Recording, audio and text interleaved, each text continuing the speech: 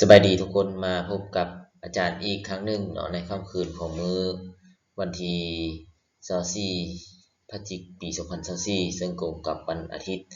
เนาะตอนนี้ก็เป็นเวลา20:55นาทีเนาะอาจารย์จะมาแนะนำการหาคำตอบการวางแผน Linear ที่มี min z เท่ากับ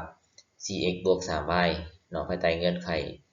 x บวก 2y ใหญ่กว่าหรือเท่ากับ10แล้วก็ 2x บวก y ใหญ่กว่าหรือเท่ากับ8 x ใหญ่กว่าหรือเท่ากับ0แล้วก็ y ใหญ่กว่าหรือเท่ากับ0ตัวนี้เป็นเงื่อนไขของเขาเจ้าที่ให้มาตัวนี้เราไปเริ่มแก้เราจะไปเริ่มแก้โดยการแต้มเส้นแสดงของ2เส้นซื่อนะคือเส้นซื่อ x บวก 2y เท่ากับ10แล้วก็ 2x บวก y เท่ากับ8นี่ใส่ระบบเส้นเข้า x o y นะเอาไปแต้มเส้นซื่อก่อนนะในนี้อาจารย์ก็ได้แต้มมาให้เบิ่งแล้วเนาะแต่ละเส้นซื่อนะการแต้มเส้นซื่อพวกเขาก็คือสิจินตนาการได้เนาะก่อนเฮาสิแต้มเส้นซื่อหนึ่งใดเฮาก็ต้องรู้ตัวประสานอย่างน้อย2เม็ดอยู่ในเส้นซื่อดังกล่าวหั้นเนาะก็ให้พวกเขาไปกำหนดเอาค่าที่ว่าเฮาสอบได้ง่ายนั่นแหละสะดวกเนาะในการสอบหั้นในการแต้มพร้อมเนาะก็หวังว่าเฮาสิจื้อบทเรียนเก่าที่ว่าอาจารย์เองก็เคยได้อธิบายไปแล้วเนาะและอยู่ในนี้พวกเราจะสังเกตเห็นอาจารย์จะขีดเนาะขีดเนาะตัวที่ว่าเขตที่ว่าอาจารย์ขีดนี้แม่น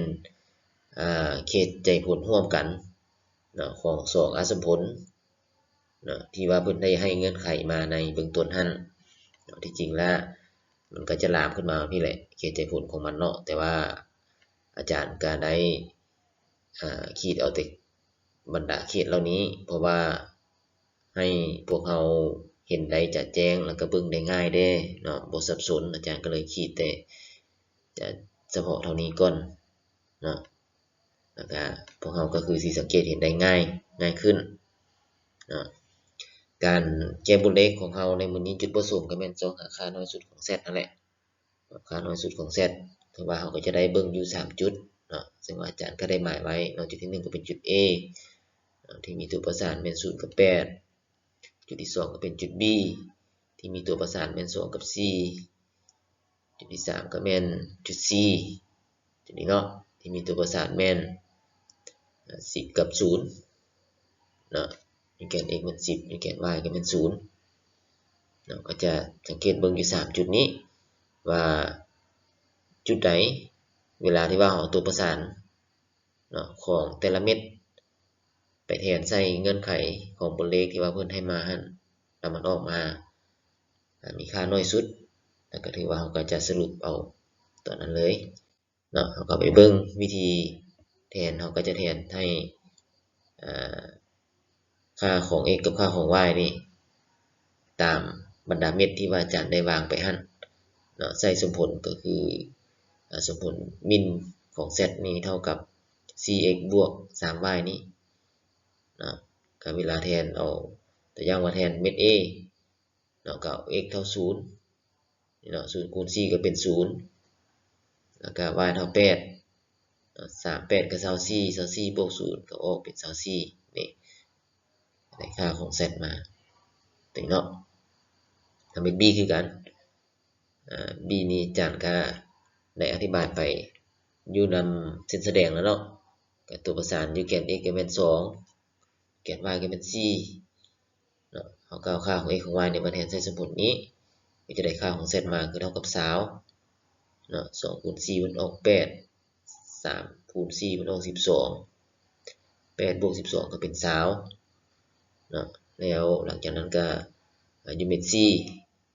ตัวประสานอยู่แกน x ก็จะเป็น10 y ก็จะเป็น0เนาะเวลามาแทนใส่สมมุตินี้ไล่ออกมาแล้วมันจะออกอยู่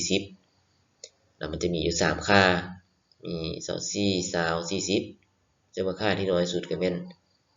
20เนาะ20นี่เป็นค่าที่ว่าเราซอกหา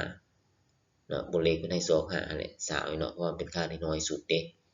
เนาะก็คือมินของ z หั่นหรือว่า z มินหั่นเนาะก็น้อยสุดเวลาใดก็เป็นเวลา x เท่า2แล้ว y เท่า4เนาะซั่นเฮาก็ไปสรุป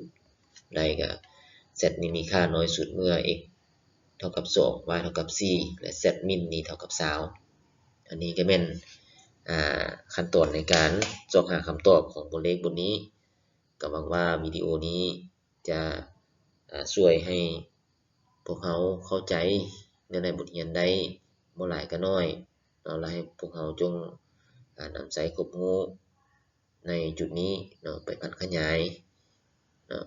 กับบทเรียนบทเลขที่ว่าเกี่ยวข้องหั่นขึ้นตื่มเนาะให้พวกเราเข้าใจได้หลายขึ้นตื่มเนาะถ้าว่าพวกเรามีปัญหาใดสนใจก็สามารถเขียนอยู่กล่องคลิปวิดีโอเนาะตำหนิติชมแม่นหยังก็ได้เนาะถ้าว่าอยากติดต่อหาอาจารย์ส่วนตัวก็แม่นให้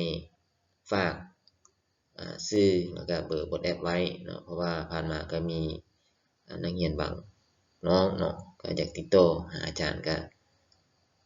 ให้ฝากชื่อเนาะกับเบอร์WhatsApp พันไว้เนาะแล้วอาจารย์จะติดต่อหาเนาะถือว่ามีหยังอยากสอบถามส่วนตัวเนาะก็ขอให้ทุกคนโชคดีเนาะก็พบกันใหม่ในวิดีโอต่อไปของอาจารย์เนาะขอบใจ